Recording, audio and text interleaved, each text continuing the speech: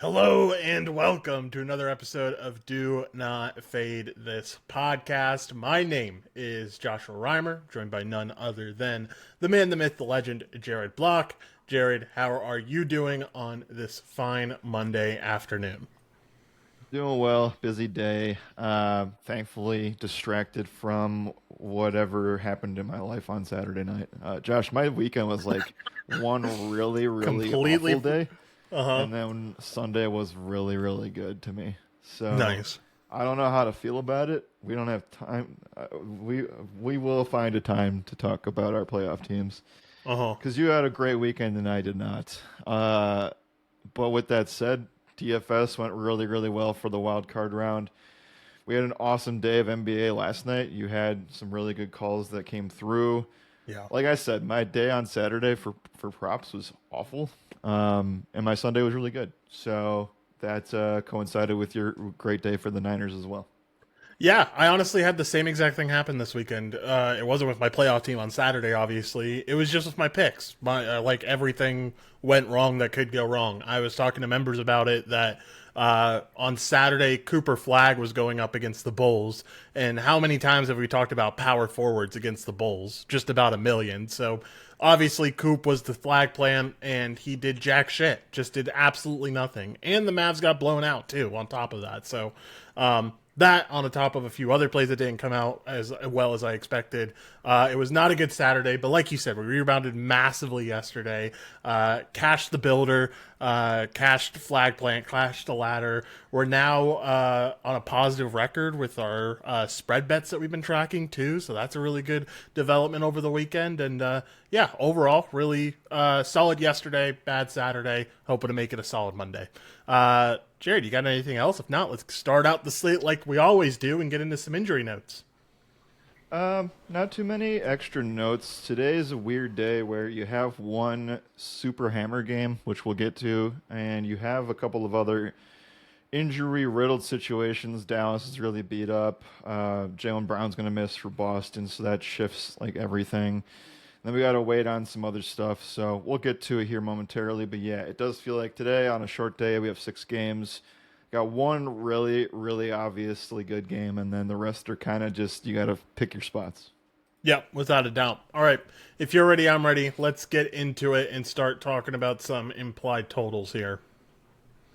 Injury notes, right? Oh So, yeah, go for it. I said injury notes, but oh, okay, yeah. Just to go into it further, like Kawhi's questionable. Uh, Brandon Ingram's been up and down, in and out, so Toronto's got some stuff to figure out. They could potentially be without a bunch of starters. Andrew Nemhard's questionable. We already know that Anthony Davis, which we haven't podcasted since, but he's out for the foreseeable future. PJ Washington's doubtful today, as is Brandon Williams. And then Daniel Gafford's questionable, and I'm not sure what to do with the Dallas side of things. So we'll get into it, but yeah, the Jalen Brown stuff's intriguing. We've seen 3 games with him out for Boston this year, and then Kawhi very late in the slate is questionable as well, which does matter. yeah, for sure. All right, now let's get into some implied total stuff. At the top of the board, we have actually 2 out of the top 3 teams are in the game that you mentioned, because there's this one hammer game that has a ridiculously high total, and then everything else is in the 220s. Let's talk about the top dog though. It belongs to the Cleveland Cavaliers today. They have a 130.75 implied total, 12.5 point favorites. Over under in this game is at 249.5 against the Jazz. We just saw the Jazz get demolished over. Did you see that game? I'm sure you were not paying attention to NBA Saturday Was night, it but Saturday? So then absolutely not. yeah, the Hornets went into Utah and beat them 150 to 95. Jared, it was a. I think at the end of the first half, it was 75 to like 32, something along those lines. Was an abysmal game for the Utah Jazz. Now they have to face off against this Cavs team that definitely has that offensive firepower. You also got the revenge narrative for Donovan Mitchell that I feel like he'll always hate this Utah Jazz team for the rest of his career. Give me your thoughts. What do you like about Cleveland here? Yeah, you like quite a bit from the Cleveland side of things. There are a few defenses on the slate today that are just abysmal, and this is obviously one of them. Uh, and it's kind of similar how um, we'll talk about it more as we go on, but like Boston, Cleveland, and Utah have been some of the worst defenses in the NBA over the past month, and to an alarmingly similar degree. Over the last 30 days, the Jazz are allowing the second most above the break threes, ninth most corner threes, sixth most mid-range field goals, fourth most paint field goals. They're essentially just getting smashed everywhere except for the restricted area. And you have some really, really strong player trends coming into this one. We know that Sam Merrill ranks 10th in the NBA from above the break. He's making just short of 3 field goals a game. Donovan Mitchell usually does average in the top 10. He's just outside of it right now. He's 13th, so averaging 2.8 off of 7.8 attempts. Jalen Tyson's a good corner 3 scorer. And then Mitchell kind of just profiles pretty much like really, really well everywhere. So it's hard for me to rank the guards, but that's essentially who you want. So you want Mitchell, you want Merrill, you want Garland. And I think obviously the top dog here is Mitchell, but I do have to mention that, Merrill has been insanely streaky. So if you're like taking the hotter scorer, it's Merrill right now for me. Yeah, it should be noted that at least in the last 2 matchups that Mitchell has had against this Utah team, they have not shown that revenge narrative-esque performance, right? He's had 22 points against them last year and then 16 points against them. Both of those games were last year. But this Utah team was relatively bad last year, too, on defense. Almost exactly the same when it came to defense. So, kind of shocked he didn't do better last year. But I think this is a good rebound spot. I do really like the Sam Merrill spot, though. Everything checks out. Over the last 7 games, Utah is giving up the most 3-pointers made to the small forward position compared to any other team in the NBA.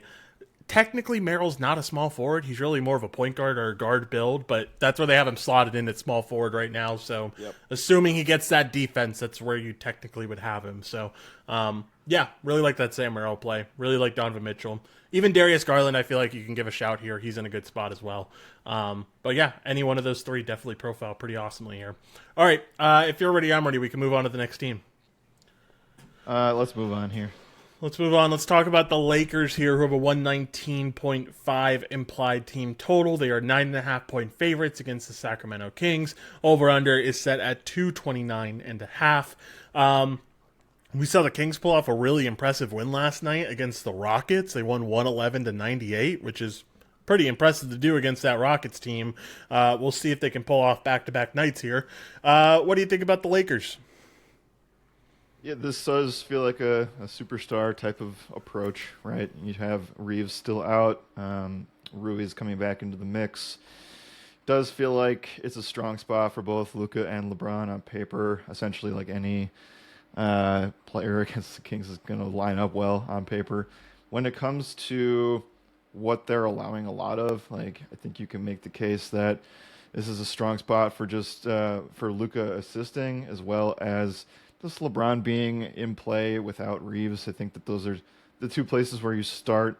You're also coming into this knowing that the Kings just don't defend the paint well, and it's just been something that they haven't done with this unit well since Sabonis has been out. So that's more of a LeBron situation. How do you view the 3-point spot for Luka? Because it feels like if he's not doing that, he's not getting to these massive 35-point over-unders. Yeah, and it's one thing that Sacramento has been doing pretty well is limiting that 3-point game. On above the break threes, they're allowing the 8th least over the last 5 games. That's pretty impressive overall, considering where this defense was earlier on in the season. Where they're really struggling is, like you mentioned, in the paint. Over that last 5-game stretch, again, they've allowed the 10th most restricted area points, the 2nd most points in the paint outside of the restricted area. It kind of just screams LeBron. Over the last 7 games, LeBron is averaging 13 points in the paint alone, 5.2 points in the restricted area, or 5.2 field goals made in the restricted area. Yeah, it's a LeBron spot. There's a little bit of a narrative here, too, for LeBron that I'll talk about later, or we've talked about it a bunch in the Discord. You can find it there. We're a little short on time, so I don't want to go super deep into it. But yeah, I really like this LeBron spot. I am not all that interested in Luka today. Good assist spot, like you said, but not a good scoring spot for him. We'll also just throw it in there, because I don't know if we'll mention it rest of the show, but DeAndre Ayton has recorded 11 plus rebounds and assists in all 6 games he's played against the Kings over the past 2 years. Yeah, For sure. All right, anything else here? If not, let's move on to this next team. Let's keep going. All right, next team up is the other side of that Cleveland game. It's the Utah Jazz. Do we want to talk about this, or want to leave this for later and move on to another team and talk about another game? Up to you. Can we talk about what happens with Boston tonight? Because I'm they're scratching my head a little bit. they're next up anyway, so I think that works out well. Let's go over to the Celtics team, who have an implied total of 116. Spread is at 5.5 points for them. Opened up at 7, so we have seen Vegas react accordingly with the Jaylen Brown news. Over under is set at 225.5. Yeah, give me some initial thoughts here. What are you thinking? And we can kind of talk this through. Yeah. So I misspoke earlier. Browns missed 2 games this year.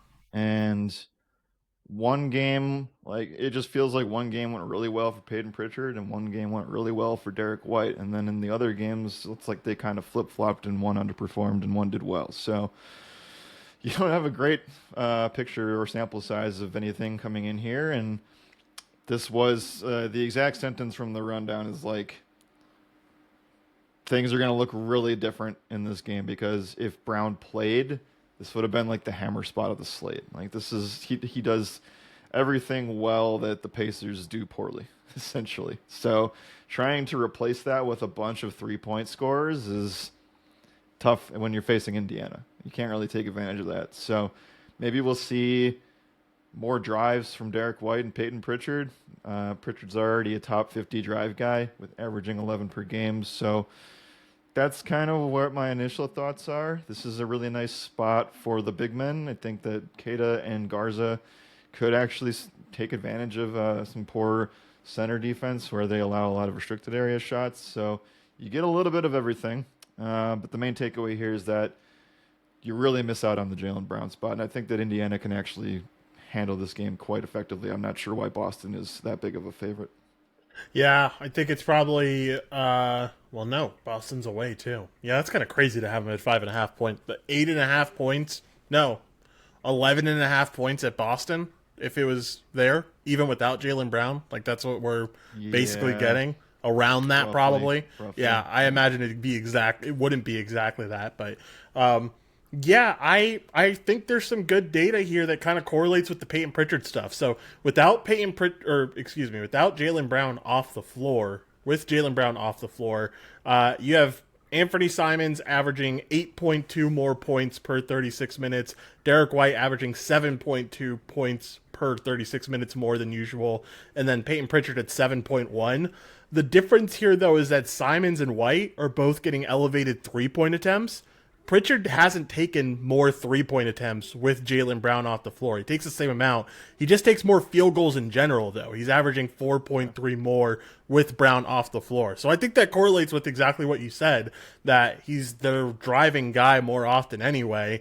He might just take over that Jaylen Brown role of a drive guy, and it might end up working out for Peyton Pritchard. So I think I'm siding with you here, that Pritchard's the guy to go to. I don't think White is necessarily in a bad spot because I know he does have that game. I would be off of Simons completely. Yeah, and he's like in general the Simons thing because I cover the most popular Prize Picks stuff. Like he has gone through his cycle of I'm gonna be a streaky scorer recently. Yeah. So Yes. I think that time is coming to its end soon. For sure. All right. Anything else here, Jared? If not, we can move on to hottest shooters. We can move on. Let's go. Let's do it. Let's move on to hottest shooters, and I'll let you go first. Where do you want to go?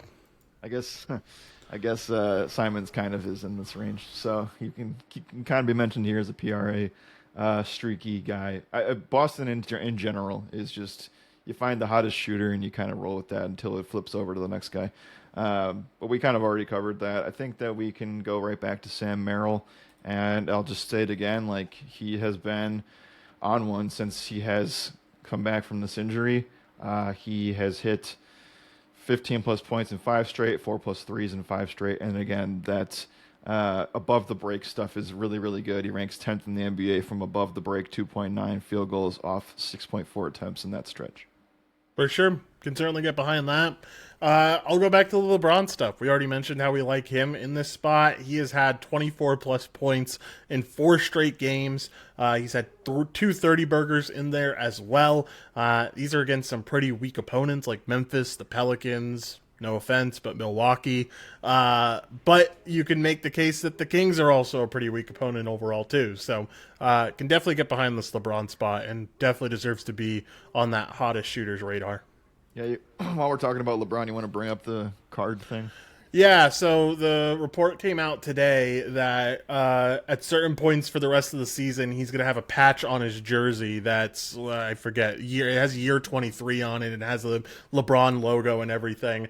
But that patch is going to then be taken and put into certain trading cards, which cool little fact. But also, I didn't know they're starting it here because his career started in Sacramento. So little cool fact there. Potentially a little bit of a narrative. I don't know how much it really matters, but I do think it could, might elevate the spot a little bit. And it's already a really good spot overall for the stats wise. If you can add a little cherry on top, I don't mind it. Yeah, I like that. I think it's maybe he's trying to do it to close out his career before an eventual drop off. Maybe we never get it. We'll see. Maybe. All right, who else you got for hottest shooters, Jared? The only other one that I want to bring up, which I did not like the spot in general, but he's just proved us wrong time and time again, is like Tyrese Maxey is just continuing to crush in every single matchup. Joel Embiid's questionable here. The spot was not good for Embiid in general. Like the Raptors are not allowing a lot of points to centers. They're actually allowing the fewest points to centers over their past 7 games. So someone's got to score. And I know it's not the greatest matchup ever. It's hard to target Toronto, but Maxey has scored 28 plus points in 7 of the last 8 games. Yeah, can certainly get behind that. I'll just mention really quickly another guy that we've already talked about, but Donovan Mitchell. He's had 4 30-plus point games out of his last 5 games. The one game he didn't, he had 28. We already talked about the narrative. We already talked about the elite pace and matchup and everything in that one. So really like the Donovan Mitchell spot and definitely deserves to be on hottest shooters. All right. Anything else? If not, we can go over to round table. Move forward. Let's move on forward and go over to round table. For those who don't know how it works, Jared and I each go through some of our top plays at different statistical categories. Those categories are points, rebounds, and assists. We start out with points like always. Jared, I'll let you go first. Where do you want to go? Yeah, I'll take quickly. I'm not sure how much we're going to talk about Toronto today, but he has back-to-back 40-plus point fantasy point games. Has to do with a lot of these injuries, and I think that Brandon Ingram is truly questionable for this contest. So we'll see how that goes. These teams just faced off, so this is a rematch in Toronto. So he did have 20 points in this game. He's had 15-plus points in 6 straight. And 7 of the last 9, 8 of the last 9. So yeah, definitely on one is quickly. I think it's more of the fact that I just think that when this team is fully healthy, he's definitely just more of an assist guy, and he definitely will take a couple threes here and there. Now with at least RJ out and at least Jakob out, he's gonna just be forced to take a bunch of shots. So I like quickly here. Yeah, can certainly get behind that. I absolutely hate to bet on this guy, but I am back on where I was at the beginning of the season, where I will refuse not to take any center going up against the Dallas Mavericks for the next however long as Anthony Davis is out. And tonight, that honor belongs to Nick Claxton. We attacked this on Saturday night and did it with Vooch, and he had a monstrous performance, even with the blowout happening. He played really, really well. Again, Claxton is a really tough player to bet on.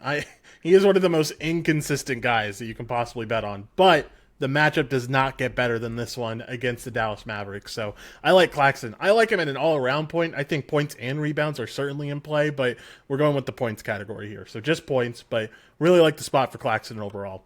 All right, rebounds. What do you got? Rebounds. There's a lot of really bad center rebounding spots. I think that the worst one, which is, again, kind of a tough one to figure out, because you got really, I think that the centers for Philly, Toronto are in a terrible rebounding spot. I think that Any center for Indy's in a terrible spot. But the worst one in terms of paper, DVP last 7 games. The spot could not be worse for Zubac against Charlotte. So I'll take the under there. That's always relatively sweaty with how many rebound chances he gets. But something I noticed recently, because I did put Zubac in an alt parlay for the team on Friday, is that he's just not the same scorer or rebounder now that the team is starting John Collins alongside of him and closing with him. So regardless of Kawhi, they're putting a lot of John Collins, Zubac together, and that's only going to make things worse for Zubac. Yeah, can certainly get behind that. Give me Russell Westbrook here for my rebounding spot. This is a Lakers team that has been allowing a lot of rebounds to the point guard position over the last 7 games, 7th most in the NBA. And Westbrook is going to be way more involved as long as Dennis Schroeder is out serving this suspension. So I like this spot quite a bit for Westbrook overall, especially from a rebounds and assist angle. But like I said, rebounds here, definitely in a solid spot. He's flirting with this 6.5 line. I would probably take it at 5.5 instead, but still a really good spot for Westbrook overall. Okay, assist. What do you got? The best assist play in terms of, I think there's a couple that are really, really good. I'm sure you'll mention one in a later part of the slate, but I think that one of the best ones is Andrew Nembhard. The problem, like the positive here is that Boston has allowed the 3rd most assists to point guards on the year, as well as the most assists to point guards over the last 7 games. The downside and the problem is that Andrew Nembhard's questionable, so that could fall apart on you. So I will give you a backup play, and that backup play is going to be, I think we kind of just have to go with the Donovan Mitchell stuff. It's a really, really good DVP spot, 7th most to the on the year to shooting guards, as well as the last 7 games, and then we already talked about all the juiciness against the Jazz. So it could be a scenario where Mitchell doesn't have to take, and he can kind of take a back seat scoring and kind of just find all the open 3-point guys. Yeah, can certainly get behind that. I'm not going with that late slate guy that you mentioned, mostly because I don't know who it is. But I am going with Keontae George, who I think if Utah has a chance to keep this close, it most likely is on George passing the ball a lot. I don't think there's like a really good single-handed scorer that I fully trust in. Like, Cleveland's decently good against point guards. They're pretty good against power forwards, at least recently. And they really locked down the interior, which is what you kind of need for Laurie or Keontae to get their value. Instead, they are giving up a lot of assists to point guards right now. So I think George is going to be distributing the ball a lot, getting it to teammates and getting these assists. Look, I mean, like we said, Utah still has a very high implied team total, even with the big spread and everything. So, this Utah team is going to score a bunch today. Just going to be about finding the right guys, which scoring-wise, I don't really know how you do. That's why I think George assists are much safer. Like I mentioned earlier, Cleveland's defense against the 3-point shot is like almost as terrible as what Utah's is, which is hard to do. But recently, Cleveland has allowed the 3rd most above the break threes and the 2nd most corner threes. So if there's a way that they can get there, it's going to be because of George finding these open 3-pointers. I know it's tougher to, it's easier to say than do, but it's certainly there. It certainly is there. The opportunity is there. All right. Who was the late guy you're talking about? Because I didn't know who it was. Luka. Oh, yeah. Okay. Okay, that makes sense. I would have said Luka. We mentioned it earlier in the show, but that definitely tracks. All right. Anything else here for you, Jared? If not, let's move on to 2 minds are better than 1. We can move on. For those who don't know how 2 minds are better than 1 works, Jared and I go back and forth, each of us selecting 2 player props each. We combine those into a nice little parlay. Our goal is to get plus 100 to plus 150 odds on the parlay. We do it on DraftKings Sportsbook. You can do it wherever you'd like. But yeah, we ended up cashing last night, a nice plus 120. It was really solid overall. Everyone did their jobs, and let's do it again tonight, Jared. I will let you go first. Where do you want to go? All right, I'll have you open up the 3-point spot for the Cavs game because I think you know where we're going. Okay. We are going to Sam Merrill. It's just a matter of if there's no value at 2 or if we're going with 3. We can do 2. 2's minus 600, 3's minus 200. So, yeah. Minus 600 is fine, though. If we get minus 600 for every prop, I think it gets us almost exactly at like plus 100. Fair enough. Just know that you can certainly ladder this today. Yeah, definitely a good spot for the ladder. I'm going over to this Lakers game. I'm going to go with LeBron here. I really like the spot overall. Let's go with 18 plus points for LeBron. All right. I didn't love, for what it's worth, I did not really like the entire rebounding on this card. There's a lot of really trappy spots. Mm-hmm. And I know that we kind of said this in a scoring angle, but we'll see how Nick Claxton can do. I think that this is his spot. Also, really, Dallas is allowing. So there's a new king of the restricted area scoring, and it's Dallas. So over the last 30 days, it has finally shifted over. Ooh, so that's fun. That's Nick Claxton's zone. He's the top 15 guy there. We're gonna go with PRA for Claxton. Okay, PRA for Claxton. Let's get it at 20. That's okay? Yep. All right. And then for my final play, going over to Peyton Pritchard. We mentioned really liking him. I think someone for this Boston team is going to have to step up without JB, and I think most likely it ends up being Pritchard, like we mentioned. So let's go with Pritchard for 18 plus points here. So altogether, we have Sam Merrill for 2 plus 3-pointers made, LeBron James for 18 plus points, Peyton Pritchard for 18 plus points, then Nicholas Claxton for 20 plus PRA. Altogether, gets you at plus 136, Jared. Not too shabby at all. All right, Jared, let's get out of here. What are your final thoughts? What do the people need to know about tonight's slate? Final thoughts. Obviously, there is a Monday Night Football game, and Wild Card Weekend has certainly lived up to the hype. Maybe not last night specifically, but in general, I think it's done really well. Like, if you're gonna bet tonight, tougher NBA or NFL game to cap. A lot of uncertainty in how Pittsburgh's going to be able to keep up with Houston's defense. I would kind of just start your focus on, like, let's do what we can and exploit everything that we can do using our tools and rundown and all of our content with this Utah and Cleveland game. And then from there, like, pick your spots accordingly. We talked about LeBron in a very, very good way. This late game is like an absolute stinker. Though it's a huge pace down game for Charlotte, and we have no idea if Kawhi's playing. The Boston Celtics are playing their third game without Jaylen Brown, who did get fined, by the way, for what he said a couple of days ago.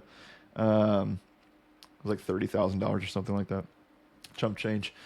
I think that it's a game that I'd stay away from now. If I was going to tell you which game to bet, I'd say stay away from the Boston stuff, though Peyton Pritchard does make sense from everything we looked into on the show. But yeah, everything is kind of around this Utah-Cleveland game. We'll pick our spots carefully everywhere else. And it feels like Monday Night Football kind of feels like I'm going to watch this game more than I'm going to talk about it. Yeah, definitely agree with you there. Well, I was going to say we have a bigger slate later, but we really don't. We have a Berlin game. Week. It's a middling kind of like there's like 6 or 7 games every single day.